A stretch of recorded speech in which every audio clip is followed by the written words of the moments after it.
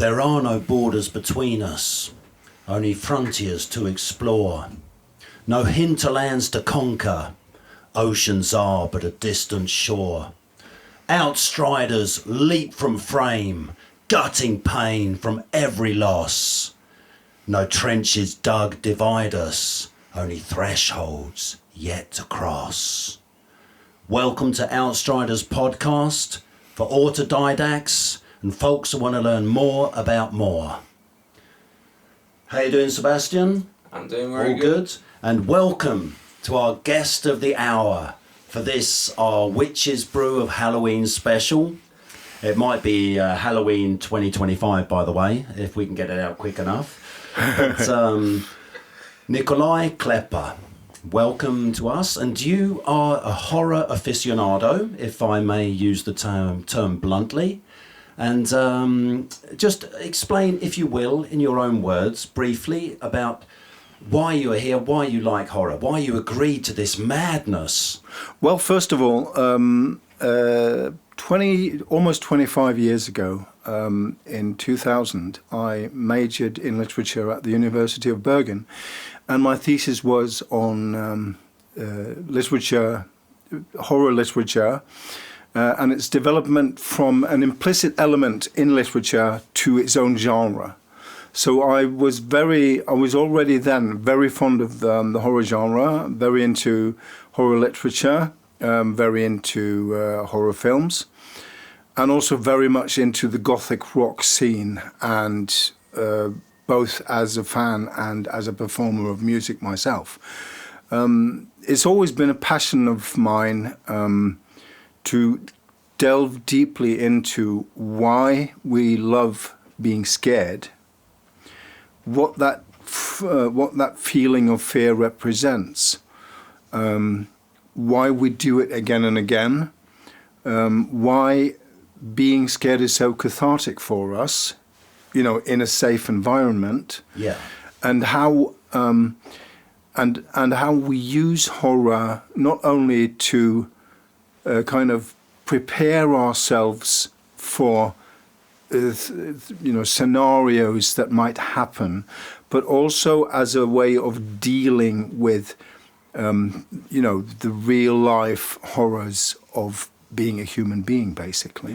The traumas that we all experience in one way or another, or absolutely. And I think that horror is, the genre that is best equipped to deal with those kinds of dark psychological aspects of our mind, because it doesn't shy away from being violent or gory or baroque or sort of in your face. It is quite visceral, and I think that the sort of physicality of horror, as well as the mental terror, is what really appeals. Well, it's very much what appeals to me. And I think it's very much what appeals to people who get into the genre, especially at a young age. Well, it does, and that's the thing that strikes me, is that even in nursery rhymes and all the folkloric aspects of horror, that it happens at a very early age. The fairy tales and stuff like that, the Brothers Grimm, and all that kind of thing. It's embedded very early on into the cultural psyche. It is. It is. And of course, I mean, if you talk about the implicit elements of horror in, for example, fairy tales, they are of course a very important aspect of telling kids, don't go over there because this will happen. The story of Little Red Riding Hood is very much about just not going into the woods. It's basically it's a very ornate way of telling kids to stay out of the woods. But at the same time, what you're doing is you're giving someone a thrill in a safe environment. You can go in and out of a state of fear.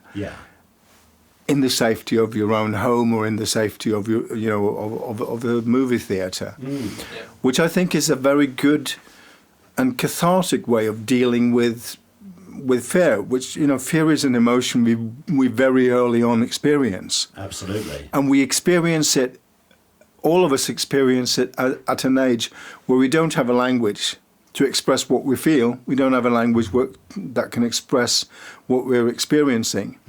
So we have no way to deal with it until we start learning, first of all, learning a language, but also learning the language of fear.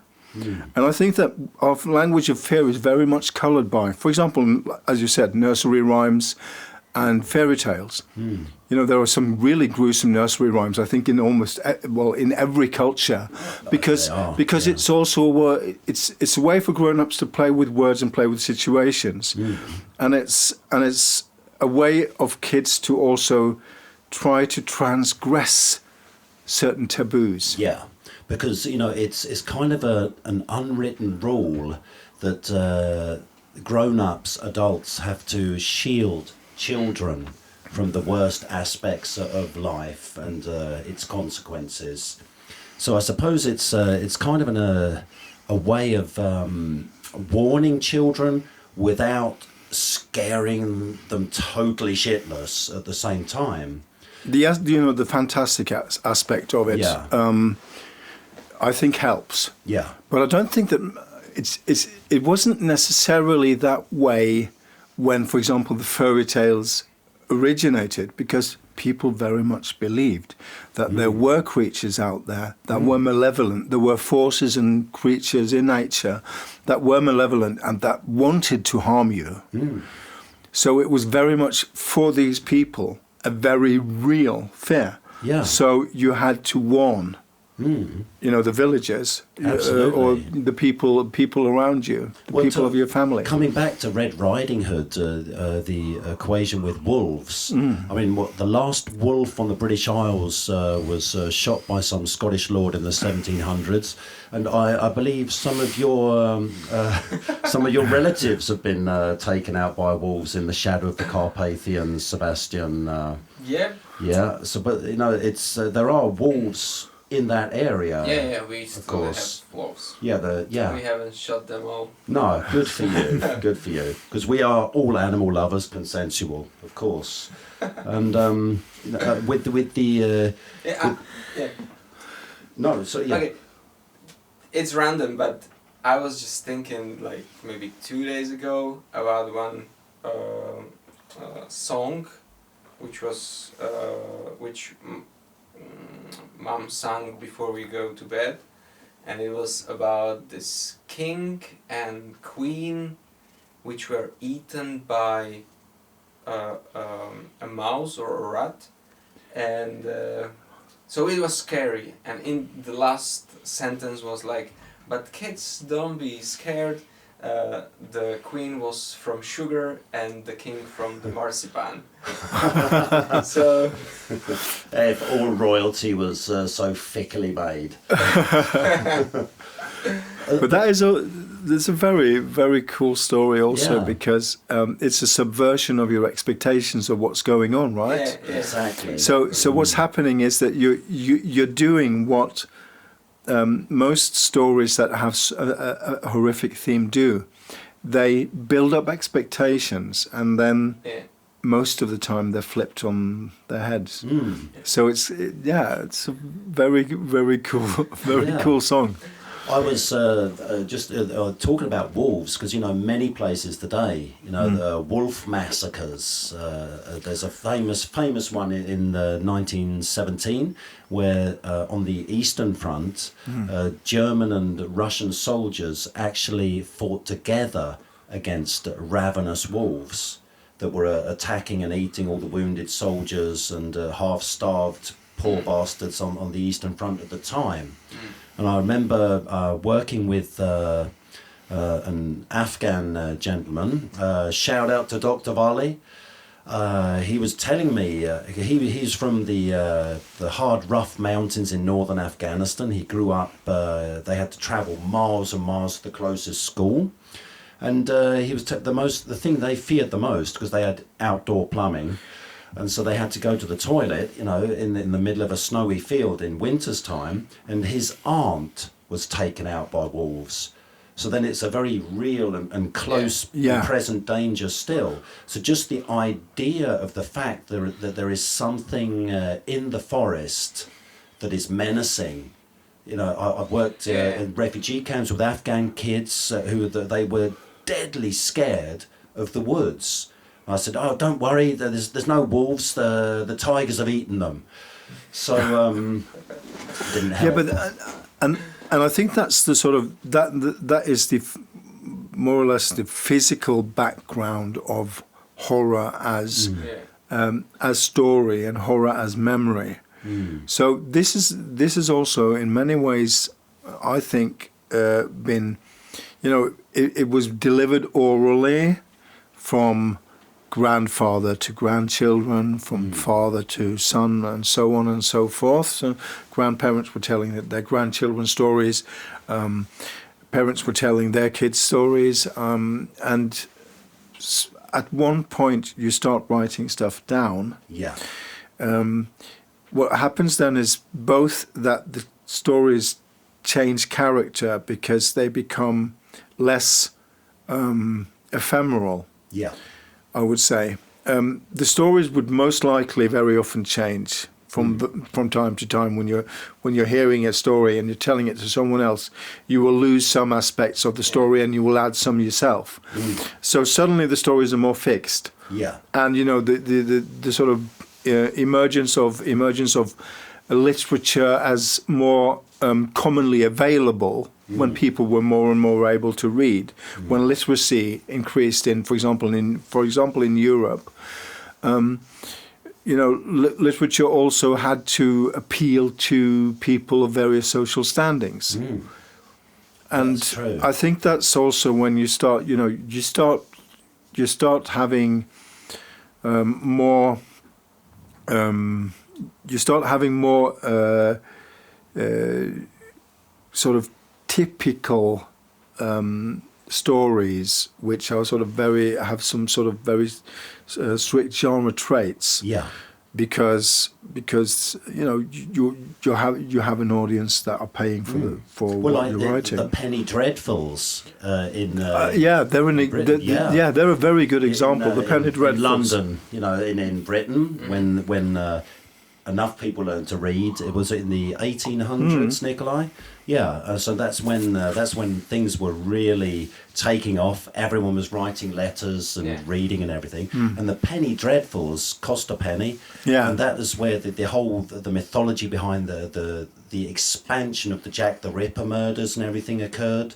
And it was Spring Heel Jack, another one. Yeah. So it both relayed real gruesome things happening and embellished on them. Yeah. So you got you got the descriptions that became more and more grotesque. You know, because you wanted people to read your stuff, you wanted people to buy the Penny Dreadfuls. So you had a sort of huge growth in just, you know, trying to top someone's descriptions and making something that's even more gruesome and horrible and maybe, you know, sort of morally reprehensible and stuff like that. And you've got all those manic woodcutters chipping away at a block to make one more gruesome scene for their illustrations and everything.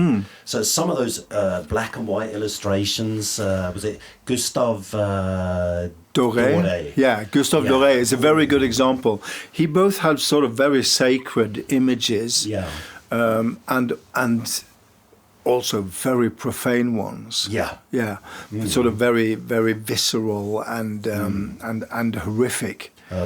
Paradise Lost, was that the one he illustrated? Yeah, the top ones. You have the beautiful illustration of Lucifer falling from the heavens. A classic. Yeah, really, it's an amazing image, and you know, it also plays very much into the whole idea of sort of what's going on when you're writing something that's meant to stir people emotionally. Yes, not least, absolutely, because you know it's like you were saying, it's a visceral reaction to something so horrendous that you can barely contemplate it. But then putting things into words and sort of experiencing them, like you were saying, in a safe setting, then it is cathartic, and being able to confront your fears. I remember, yeah, and it also, you know, all the stories that we know now that have sort of been become part and parcel of our everyday lives have a set of rules and a set of sort of tropes that help us go through the story while during the course of the story being able to arm ourselves with what we need mentally to fight whatever is there lurking in the darkness trying to kill us. Yeah. So and these tales always are about initially about the helplessness of a vulnerable protagonist put in a setting which is very dangerous, and then through trials becoming more and more equipped to confront whatever force they are facing. It's a very important thing, I think, also for us to use as a metaphor when we're struggling with things ourselves. It does give us hope. It does give us hope, yeah, and I think that's also sort of what really always has appealed to me with the horror story. The horror story is so clear cut in one way. The way a horror story is built up is very often very much the same, but I think it resonates so much on a personal level for so many people because. At the same time, it always shows us that even in situations of fear, we can have agency, we can have power, we can overcome something that in the beginning seems insurmountable. And I think that's a very important psychological part of the whole telling of the horror story or telling of the fairy tale. With, for example, in Norway, the trolls. These huge gruesome figures which ate people, right? So what you're doing is you're saying to the people reading the story, just you wait. Later on in this story, the person that you're identifying with will get through it. Of course, not all horror stories do that, but this is the main trope. That's the theme, isn't it? Because when faced with sunlight, for example, then the trolls. They turn to stone. They turn to stone. They perish. They perish, and that is also very much what happens every time you have a monster which is revealed, right? The revelation, the sort of bringing to light of the monster destroys it, because the monster has no power when it is revealed. Exactly. Which is... Many times, like, especially in the movies, like, the best horror film is when the monster or whatever is unknown. So it's basically it's in the dark. We actually don't know what we're scared of, and the time between something is off, but we don't know what it is, and till the revelation comes. I think that's the most horrifying. Exactly. Absolutely, and some of the most insidious and most well done horror stories do that in such a subtle way that you don't really understand how menacing things are before it's in a way too late. One of the masters of sort of not really horror but of suspense, Alfred Hitchcock, did this in many of his films. Many of his films start off as a quite interesting and intriguing story, and just a little bit too late, you realize how horrific this is. Yes. And then you're just, it feels like you're just chained to a runaway train. Your fate is foretold. There's nothing you can do. Yeah, exactly. Also, the aspect of the, we've been talking about on the Outstrider podcast, we got the known knowns, the unknown knowns, and the unknown unknowns. Yeah. And alluding to that, the cosmic horror aspect of someone like, I love Lovecraft, old H.P. Oh yeah. H.P. Lovecraft, what he did, that his whole Cthulhu, everything he wrote was based on the idea of the unknown horror that's lurking at the edge. And it's not only unknown, but it is unknowable. Unknowable. Which I think is extremely fascinating. I think in a way, I think he elaborated on the internal psychological fear of Edgar Allan Poe. Yeah. Was very involved in the personal hell that the protagonists were going through. Yeah. And then Lovecraft expands on that. And he not only places it inside the mind of the protagonist, but as something that's outside there, which is so vast and so unknowable that even just knowing a little bit about it will turn you mad. Totally insane.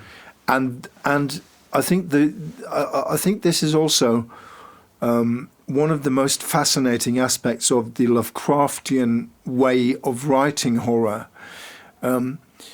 Because science fiction will very often ask the question, what if we aren't alone? Yeah. And a lot of science fiction will be rather optimistic about it, and some science fiction won't be.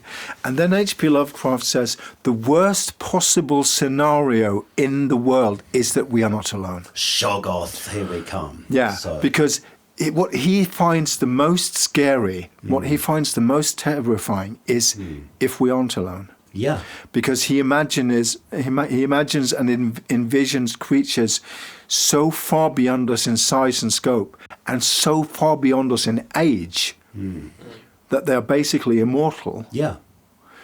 And waking them up, sort of getting noticed by them. If they notice us, then we're totally fucked. Yeah, it's like if you suddenly, I mean, it would be like if you notice an ant. Yeah. Yeah. Well, if you were stealing my picnic, then I might. Yeah. Some cosmic horror Exactly. down there. If I was just walking, if I was just walking, so maybe we are maybe we are the great old ones. Right. We are maybe we are the great old ones for the ants. I'm just holding the magnifying glass, and then he just sort of But yeah, then he's gone. in a puff of smoke. And I think that of course. There are the problematic there is the problematic background of Lovecraft's fear of the unknown. We're not going to mention the name of his cat. No, we're not going to do that. No. And we're not. But his xenophobia was, I think, also part of what made him imagine what he imagined. Without a doubt. Because I think that you can only write that kind of mythos and that kind of universe from a perspective of fear of something you don't know yourself. Yeah. And whereas Poe had more of a fear of his own sanity and fear of his own sort of inner world, he was more frightened of his inner world. Lovecraft was much more frightened of the world he saw surrounding him, which he in very, very many ways didn't understand. I think maybe he would have had the potential, had he not died at such a young age, to change. Yeah. But at the same time, what happened and what was the result of it was that we got this amazing universe and this amazing way of storytelling and this amazing resource to tap into, which I think it very much colours the way I look at the world as well. I read Lovecraft and Poe at a very young age. I think I was about 10 years old when I read my first Edgar Allan Poe story, The Premature Burial. Right. I couldn't sleep for 2 weeks. I mean, reading The Premature Burial when you're 10 and you're just about becoming aware of your own mortality. Yeah, you make sure the bed sheets are loose. Oh, yeah, you do. And you sleep with the door half open and stuff like that. Yeah. And then when I was, a little bit older, I kind of been very much older, I started reading Lovecraft. And just, reading a story like The Outsider. Yeah. where okay, spoiler alert, but this is an almost 100-year-old book. Yeah. In The Outsider, it turns out the monster which these people are fearing is actually the protagonist. Exactly.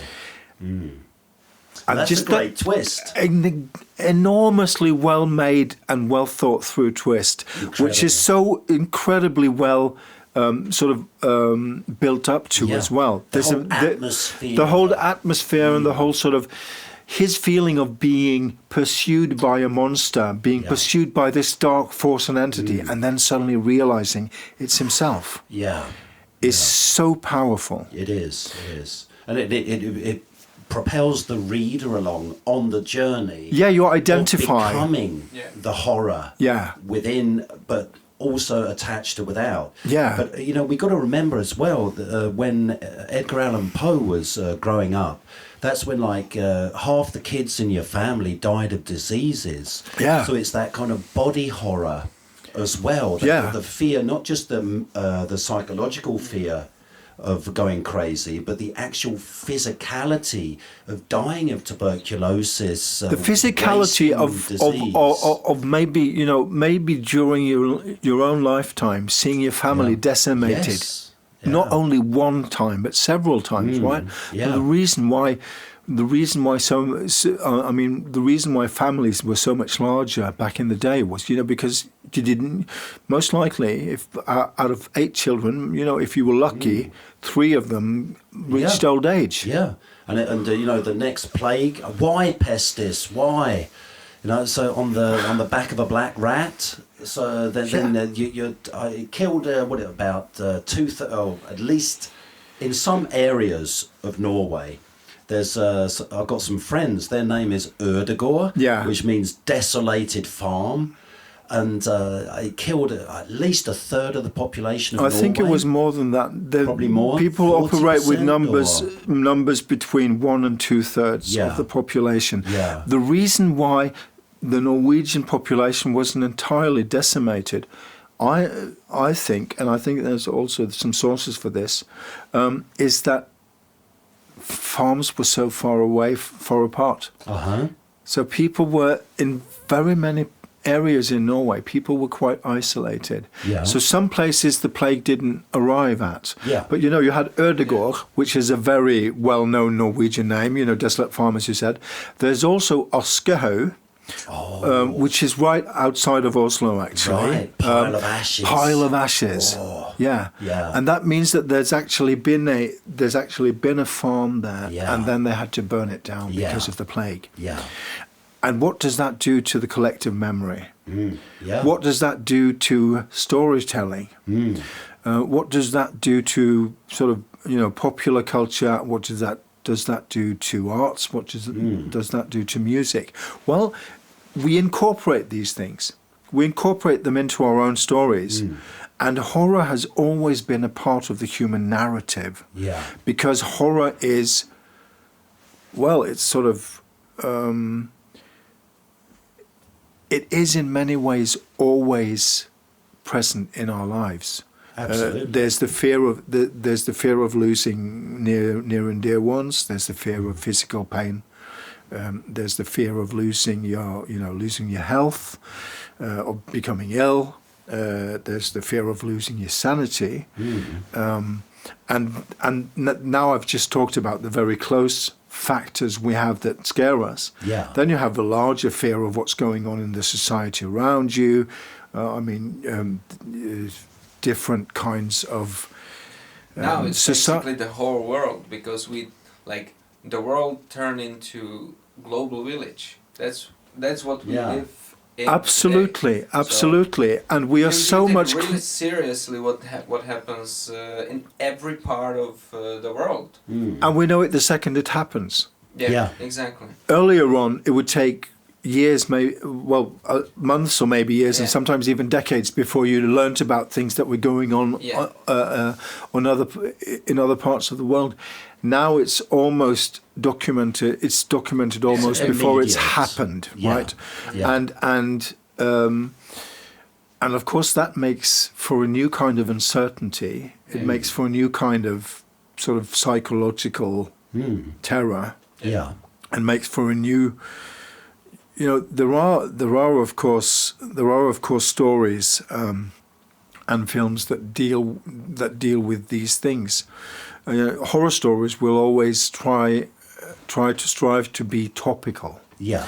The best horror stories and the best horror films, in my opinion, are the ones that manage to put the finger on the pulse of society.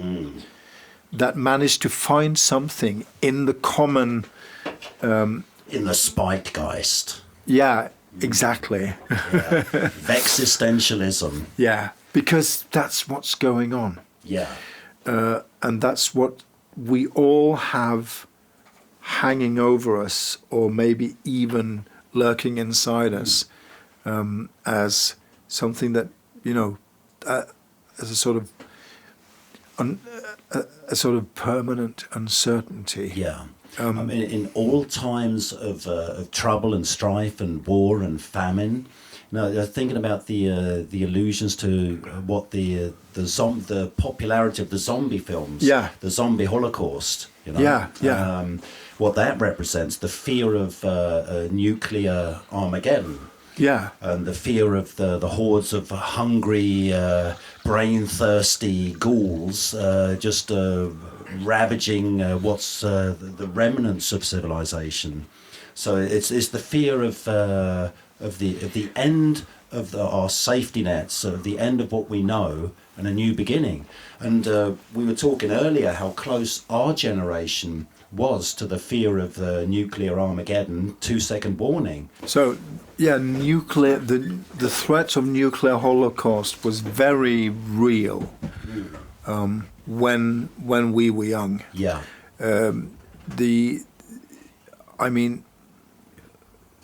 I thank God for Depeche Mode wasn't it Depeche Mode who had the song 2-minute warning? I think it was. Yeah. Yeah. And Sting had a song called Russians, which was also David Bowie had When the Wind Blows, and we're talking about roughly in the course of a couple of years. You have these songs which are very topical and sort of going really into what was a real and present danger. Yeah. Another aspect of the zombie story is, the first Night of the Living Dead. Yes. Was made during the Vietnam War. Yeah, 67? Yes, I think it's 67 or 68. Yeah. I'm not quite sure, but it's around that time. Yeah. It both deals with what happens when the population around you becomes mindless, brainless, just flesh-hungry monsters. Yeah. And at the end, the ultimate spoiler alert. Which it sometimes is. Oh, it's every Saturday night. Absolutely. But spoiler alert. The end also plays into the racism and xenophobia of late 1960s America. The main protagonist. Yeah, the main protagonist is at the very end. Spoiler alert again. He's killed. Yeah, and isn't that the epitome of every zombie film? Whenever I see a zombie film and someone survives, it's a massive downfall, because the whole point of a zombie film is that no one lives. There is no hope. That is what they're trying to say. Yeah. I think in retrospect, I think that my favourite of the George A. Romero films, apart from Night of the Living Dead, is actually Day of the Dead. Right. I know many people like Dawn of the Dead and think that, I think it's a great movie as well. Yeah. It plays out in a shopping mall, Exactly. which is a very good analogy of American or sort of Western consumerism and the whole idea of these mindless people just walking around a shopping centre. Just, that's the only place they now remember. I even love the remake. Yeah, the remake also is great. But the reason why I think that for me Dawn of the Dead is my second favourite is exactly because it's so dark. Yeah. It's so nihilistic and there is no hope. Which is kind of, as you say, it it's a very classical trope in many zombie movies of the time. If you look at, for example, Lucio Fulci's zombie films, or the sort of Italian horror masters and their zombie films, they have the same thing. The ending is either very dark or very ambiguous. Yeah. And it's almost like it's a prerequisite for many zombie stories that, well, you can hold it at bay, but you can never ever stop it. Yes, the most you can do is save some time. Yeah. And that is life. You have a brief span on this mortal plane, and then you're gone. Yeah, so it's basically showing us that this is a blip in the history of the universe, and just make your most out of it. We're all blips. We're all blips. And also another aspect of it is facing something that cannot be fought, but just fought off and held off. And I've read there's also an equation to totalitarian states. Yeah. Inherent in the zombie mythos. Absolutely. Absolutely. So, there are some modern zombie movies which play very well into that, I think. Have you seen Train to Busan? Yes, it's an extremely good example of that. Yes. And I really I love the zombie design. Brilliant. I love the way they move. I love the way Quick zombies are and not only that, Dead. I just walk a bit faster. Yeah, exactly. I mean, in Walking Dead, you could actually, you could outpace them. You can outpace them by a light jog. Yeah. But you know, the sheer terror of knowing how fast they are, and also the way they move. The adrenaline. The opening of 28 Weeks, when they're cutting off, what's his name? The Robert Carlyle. Carlyle. Yeah. When he's running over to that little dinghy, boat, and you can see them. They're going to cut him off. Yeah. That is just so. Yeah, and that is sheer terror. Yeah. So and you know, I know that many people don't like the fast zombie or the running zombie, but I think it's a very cool. I loved how it subverted the whole idea of the zombie genre. Yeah. When initially Danny Boyle made 28 Days Later. Also an amazing film. Well, it was a shock. Yeah, and also because you see them moving fast. Yeah, and also because I think, you know, it came at the right time. It came at a time where that trope was beginning to become rather old and stale. Almost as stale as the zombies themselves. It was kind of becoming a bit rank and smelly. Yeah. And then it gets revitalized. It did. Mm. And you know, okay, some people, some movies don't really manage to do that justice, but the examples you've mentioned now, and especially I think Train to Busan, I love Asian horror. I love Asian horror's completely sort of boundaryless approach to horror. It's so refreshing. It is, especially after, you know, I only really got into Asian horror after having watched a lot of, you know, European and American horror from an early age, and you know, going into the mythology and the mythos and the folklore was such an amazing journey, but also the way they convey monstrosity, because every culture has their way of, you know, portraying the monstrous. Also portraying the monstrous within a human body, which I think, you know, is very, very fascinating. It is indeed. David Cronenberg, just, you know, to mention body horror, and my favourite still. Really? Still my favourite body horror director. Oh yeah. He's still my favourite body horror director. Canadian guy. Yeah, Canadian, and his you know, his son Brandon Cronenberg also has made a couple of really good horror films. Yeah, recommendations come thick and fast. Possessor, I really loved. Yeah, I haven't seen it. And at the same time as Crimes from the Future was released, there was also released I'm trying to remember what it's called. I think it's called the Body Pool, but I'm not quite sure. Oh, that's a good name. Yeah, I'm not quite sure that Yeah. was what it was called. But we're into now we're more into the sort of, the body Yeah. as the battleground. The dysmorphia aspect of the fear Just the of monstrosity of your own body changing. gangrene, elephantitis.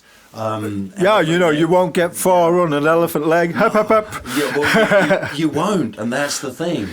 Yeah, how your own body can immobilize you, how your own body can become your own worst enemy, right? You're trapped. Yeah, you're Your own trapped. prison. Yeah, it is. It is in so many ways your own prison, and while Cronenberg does it in his way, a Japanese movie maker like Shinya Tsukamoto makes Tetsuo. Yeah.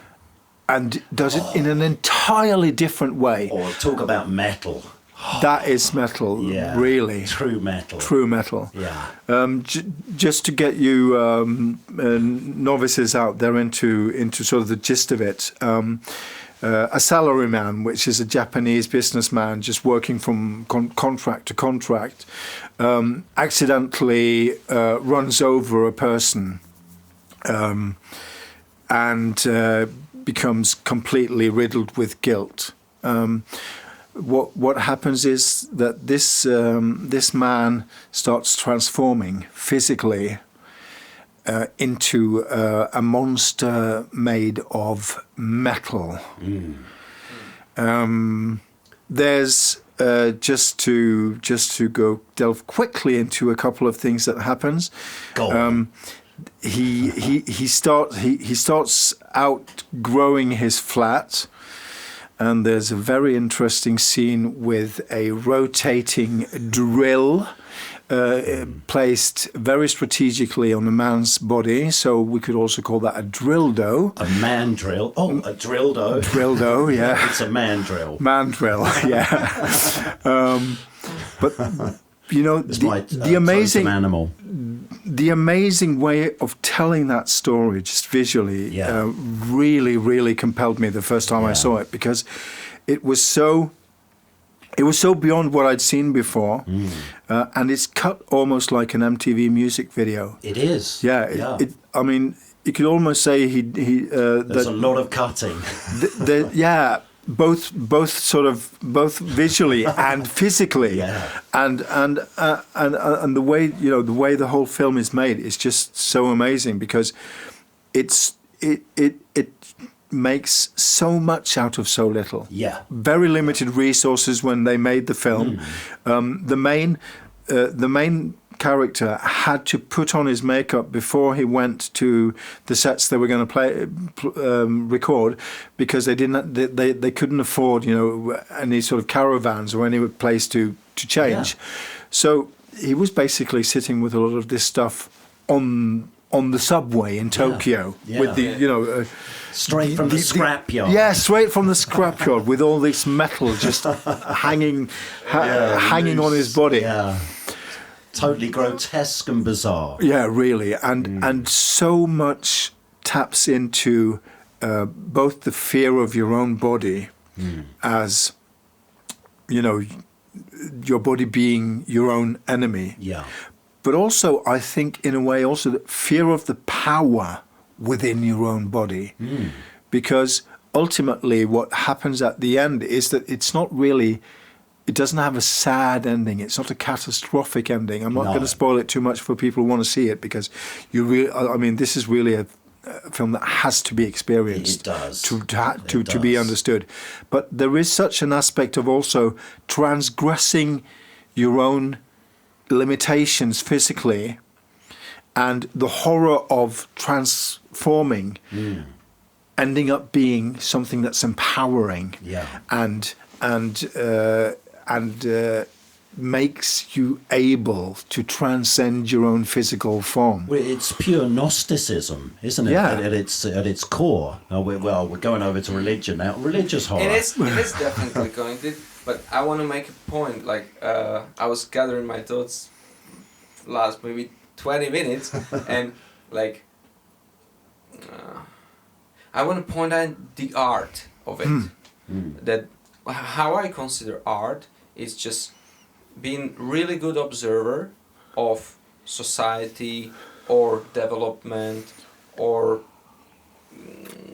even your own body, all these topics. So basically you can divide what we've been talking about into like different topics, like the cosmos, or like there, and your body, so it's here, and even what's inside of you, right? Like humanity didn't agree so far, like what is a human being.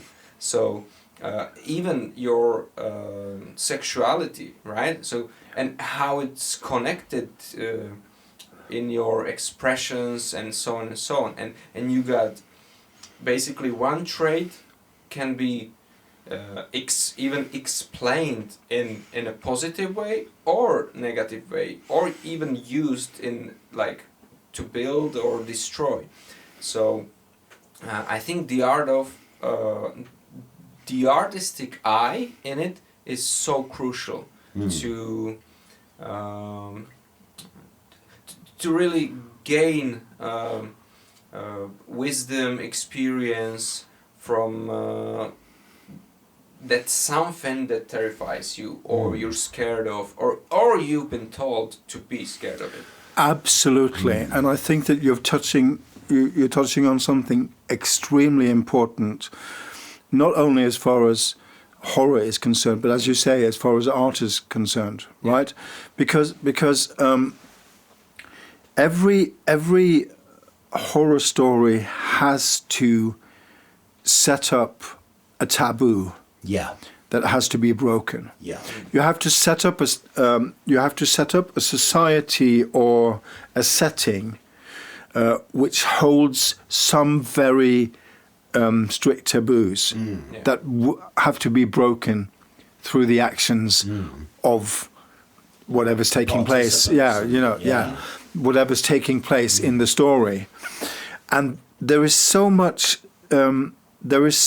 There is so much fascinating work that shows how these artists really understand something about the human condition, whether it's part of the cosmos, whether it's our minds, whether it's our physical bodies, whether it's how we interact with each other in society, whether it's how we can't live up to other people's expectations, or whether we try to defy these expectations.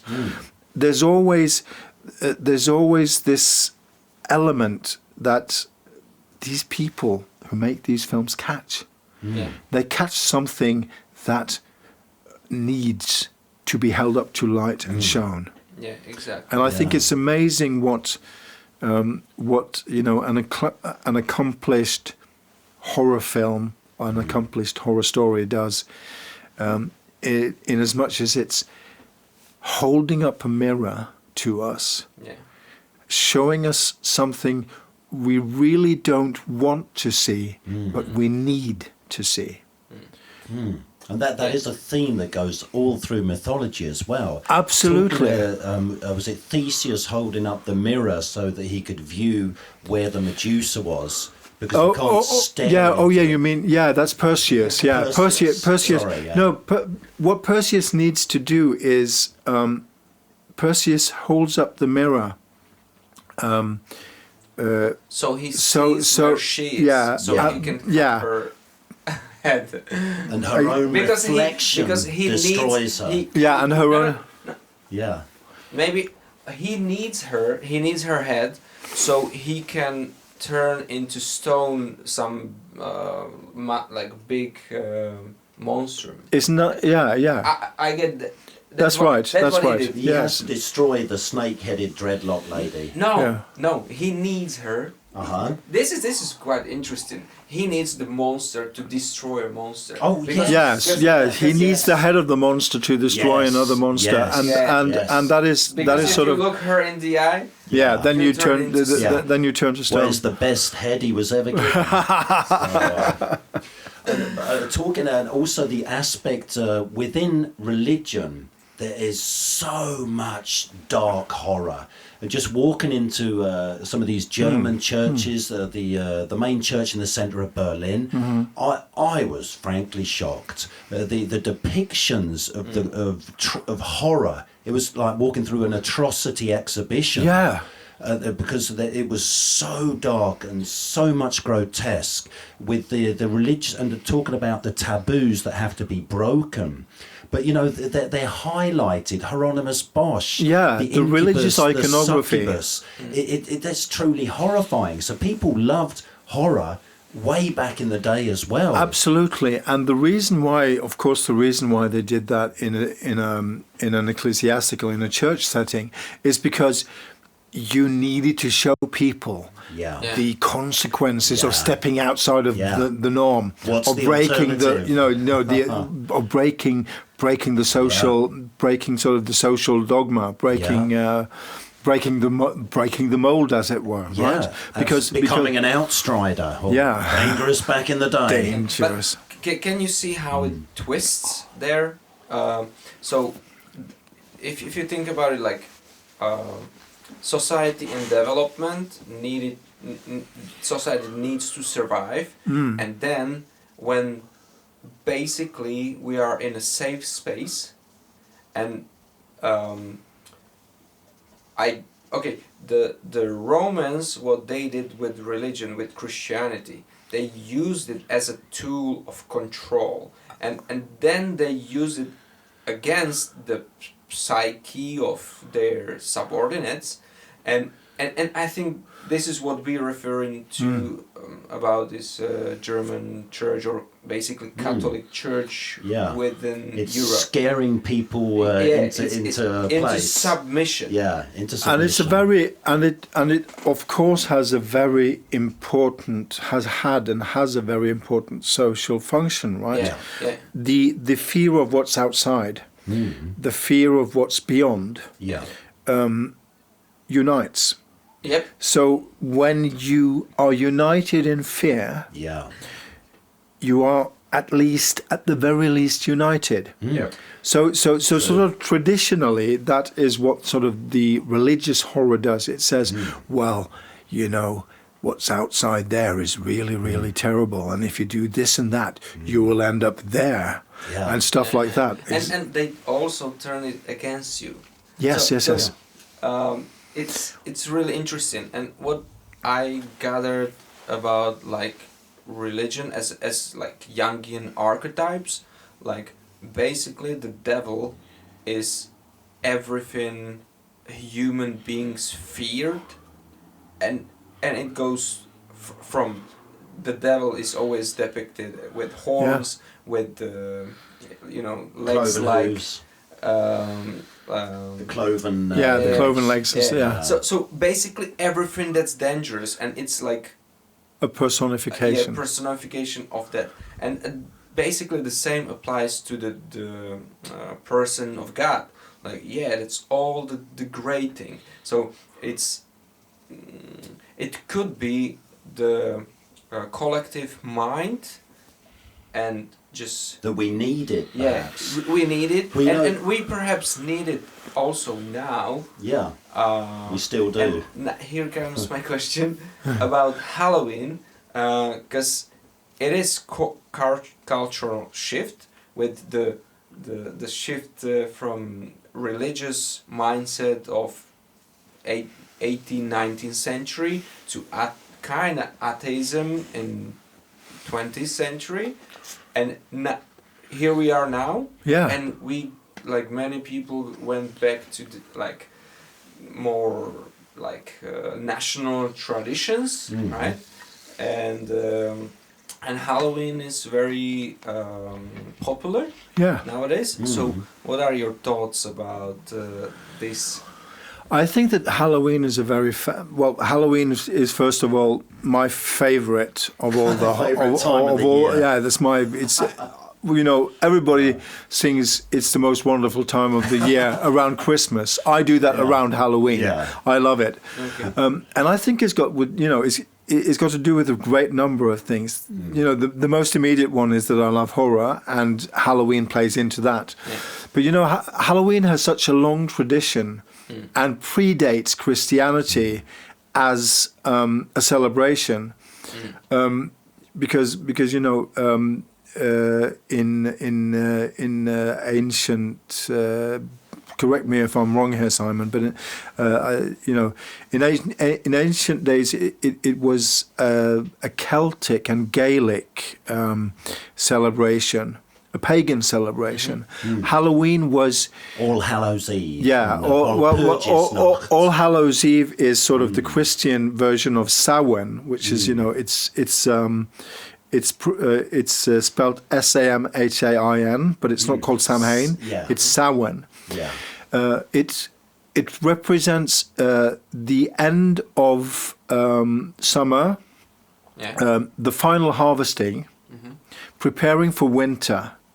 So foraging and getting all the stuff that nature has given us, handed us of its bounty, getting it indoors and getting it in, and preparing for winter. Hard times ahead. Absolutely. And also, that was when they said that the veil between our realm and the realm of the dead, the people who had crossed over, where that veil was the thinnest.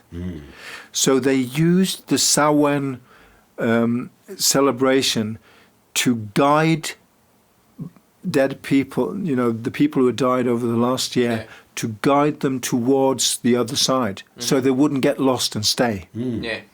So they used lanterns, which were made of turnips.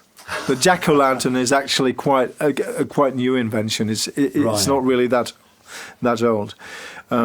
They hollowed them out and they put lights in them, and they stood along roads to sort of help the spirits along the way. Well, scaring is caring. One of my favourite homophones. Scaring is caring. Beautiful. But it's part and parcel of giving comfort towards the rough times ahead, and also talking about the sense of unity. Winter springs from summer's fall. Yeah, exactly, and also because you offer gratitude towards nature for the gifts you've been given, and at the same time you commemorate those who have passed over, and they did, seeing as they didn't want the spirits to stay in our realm, they had to be a bit, dress up a bit scary and stuff like that. This is another topic for horror film. The ghosts. The hungry ghosts. Yeah, absolutely. Absolutely. And being possessed and all the this. fixation that the Japanese have with schoolgirls. I mean, but the first time I saw some of the newer Japanese films, they make the little girl and she's so bloody scary. Dripping down on that. It's a weird obsession. I know. It is. But love and sex always are very. Yeah. No, I mean death and sex are always. Love and sex are of course intrinsically connected, but death and sex. Death and sex. The little death. Yeah, exactly. The little death, but also the aspect that sex does also both in it have the potential to give life, but it also has the potential to kill you. And Clive Barker's Books of Blood, for me, that was one of the seminal, if I can say that, pieces of literature that I read. Do Spoilers Bleed? And Do Spoilers Bleed is a fantastic story. Rawhead Rex. Yeah. Rawhead Rex is amazing because it's such it's such a... The little kiddie who pukes down Rawhead Rex's throat just before he bites his head off. His head off. Enduring image.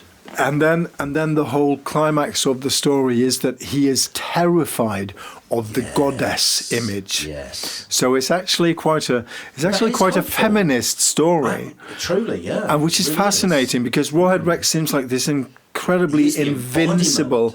He's sort of the embodiment of toxic masculinity. Well, he is the horned beast as opposed to the goddess, and we're going back to the Exactly. Celts We're again, going aren't back to we? when we're going back to the Celtic stories, he is and he's also the kind of destructive force of nature, which meets the life-giving force of nature, But right? you have to have both. The polar opposites have to be there. Yeah. The dichotomy has to be there. Yeah. And in Halloween, as we know it now, it's very much, the commercialization of the Christian version of Halloween. But at the same time, I think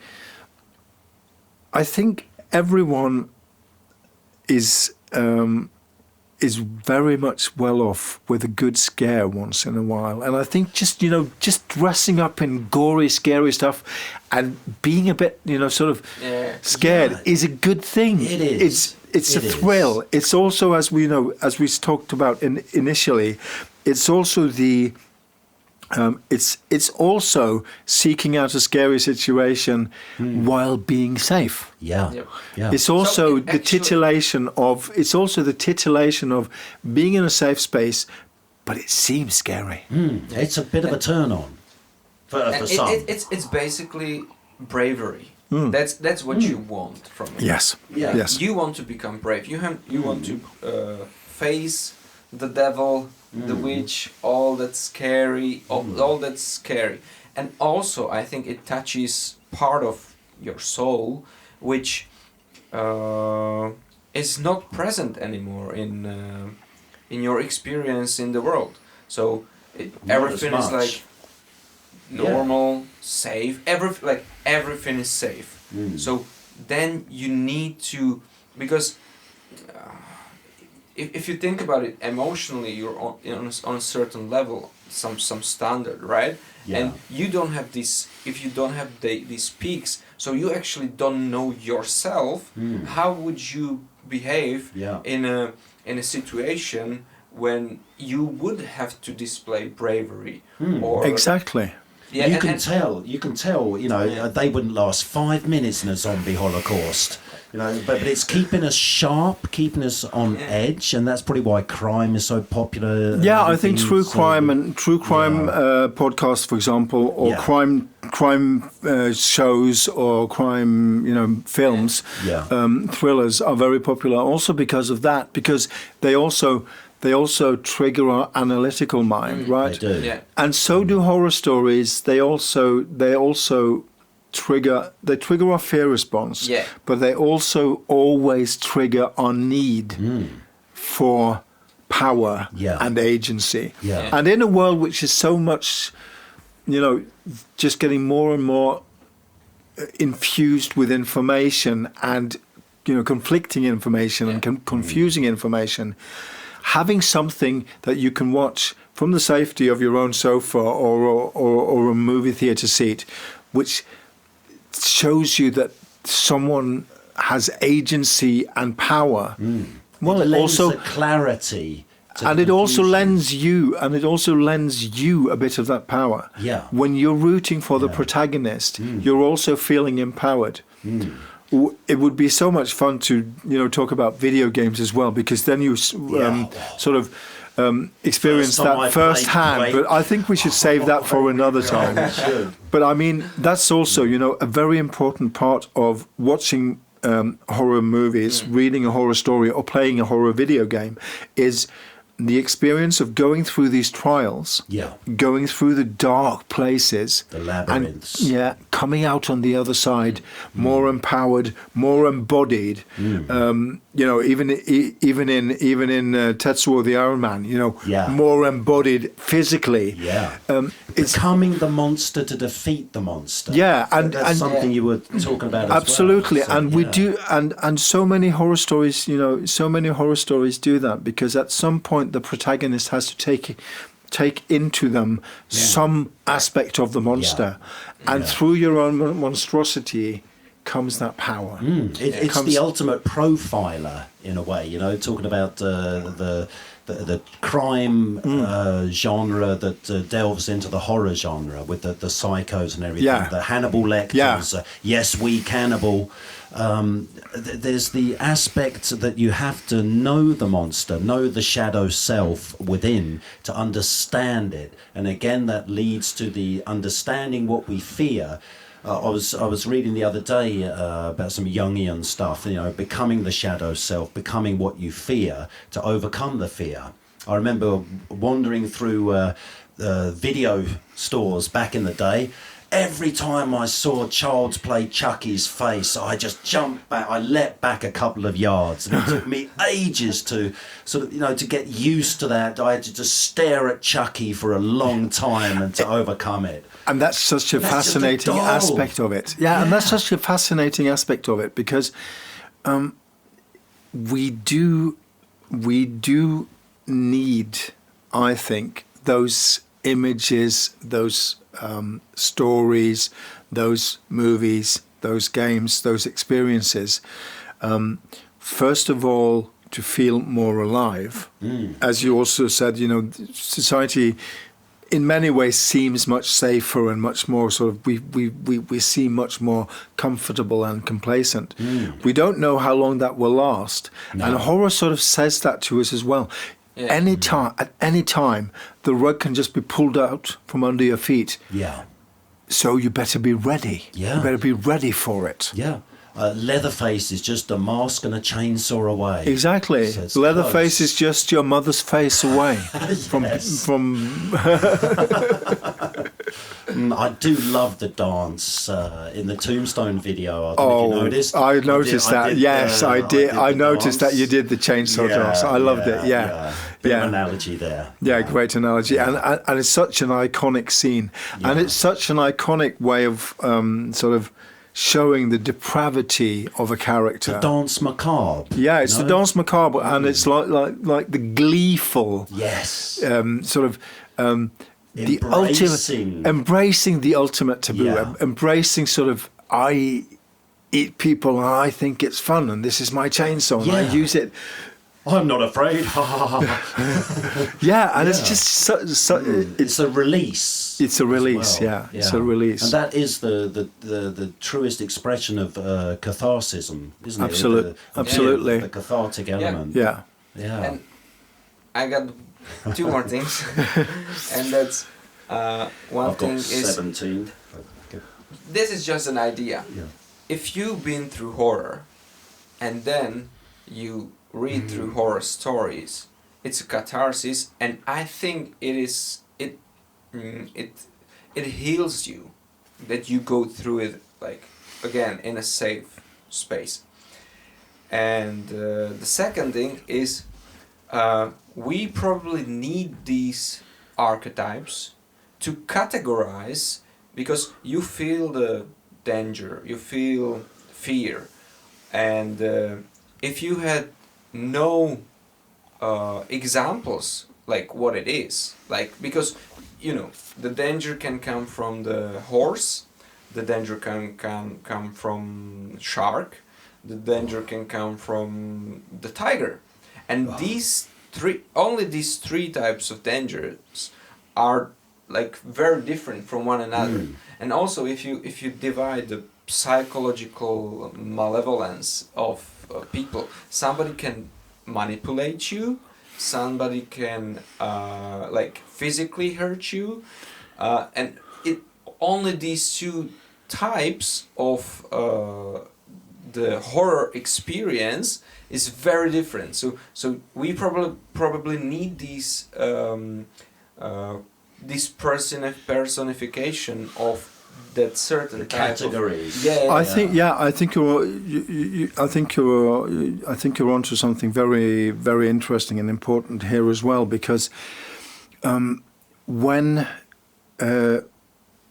you are walking through life, everyday life, the things that terrify you are so abstract and obtuse and they're often very far removed from your own experience. The thoughts that go through your head are not, what if a werewolf attacks me?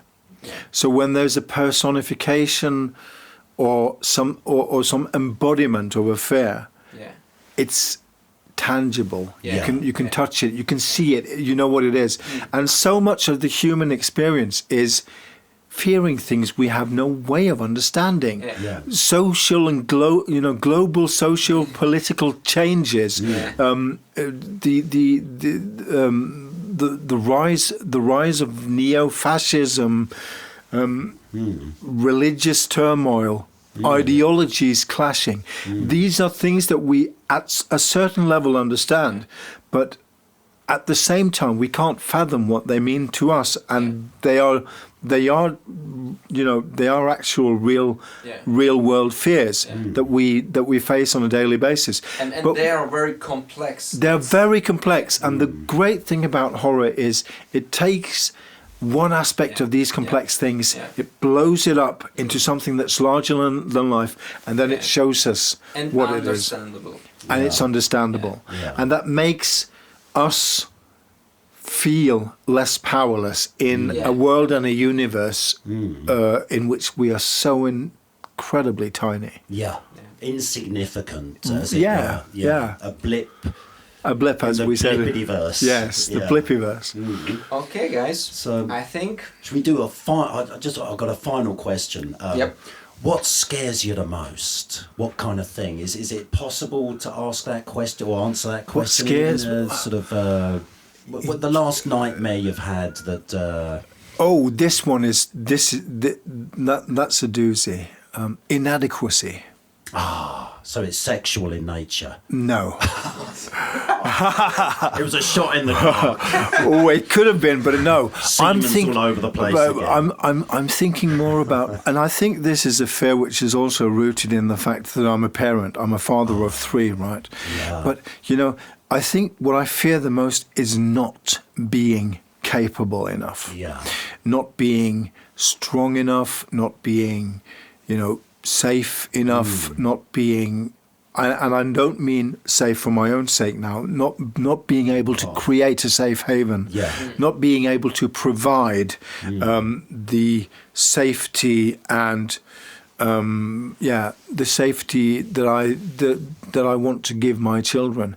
I think that is maybe the thing that scares me the most. That is not being enough. And that is one of the things that horror also very often goes into. It does. And just sort of picks away at that scab, which is always, it's the scab that never grows on this human psyche. Am I ever going to be enough? So that is the thing that still frightens me the most. That is a deep one. It is a deep one, and I think that maybe if we sort of peel away the layers of our fears, however mundane they are. Lots of, for example, being the most terrifying thing you can do in a country which is at peace. The most terrifying thing you can do is go without enough money. I mean, just the sheer horror of not knowing if you can afford your next meal. But when that's taken care of, there are still so many other things. And not being able to create a safe haven for those who are close to you. So the uncertainty and the unpredictability of tomorrow. Yes, that does play into it. But I think, not being able to meet it is my greatest fear. Exactly. And that's where horror helps. Because that's where horror gives you power and agency. Just to go a little bit further, do you think this fear makes you a better person? Ooh, that's a good one. That's a good one. That was a good one. I would say it makes me more conscious. I'm very wary of saying a better person and also very wary of people saying a good person and stuff like that. But I mean, I understand. Shall I specify? No, but I like more capable, more focused. Like the fear kind of puts the light on the thing that needs to be dealt with, and then you focus. Then you can focus on it and just do more work. I understand what you mean. Yeah. Yes, fear is a very good way of narrowing your field of view. I think that's why. I think that's why fear also is so effective. When we are afraid, our body, the adrenaline, our body gets ready to fight. Yeah. So we often become pale, and our arms and stuff are sort of pumped up with adrenaline, and also our field of view narrows to focus on the danger. So yes, I think that fear is helpful in many ways and makes me better prepared for these things. But of course, any fear that you carry too long becomes paranoia. And it's detrimental to your mental health because it gives you it gives you a continued degree of stress, which basically just sort of gnaws away at your resources. The PTSD aspect of it, just constantly being on the constant alert. It does wear you down. You got to. It does, relax. and so many people now. I mean, fortunately, just the last couple of decades, we have more and more knowledge about how incredibly complex PTSD is and how many different aspects there are of having lived through traumatic experiences and trying to deal with them. So we know that there are so many aspects, and we know that most likely nobody is free of some experience that still causes them pain and anguish. So it's such an important it's such an important thing to learn with respect to understanding the journey everybody's going through. Everybody's going through a journey where they have something with them, they're carrying something with them that was so painful that their mind has encapsulated it and sometimes even just made a freeze frame of that experience that pops up time and again. And for some people, it's just now and then. For other people, it can be almost all the time. So, learning about yourself and learning about what you need, which resources you need to deal with that is very important. And I think that's one of the reasons why I really love horror. It's because horror does that and it doesn't shy away from it. Horror says, this is scary, this is gruesome, let's go there. Let's face it. And no matter how shitty your day is, how much troubles you're facing, you can always say, well, at least it ain't the zombie Holocaust. Exactly. At least that's not Leatherface outside my door. It's not Freddy Krueger scratching at the window pane. So,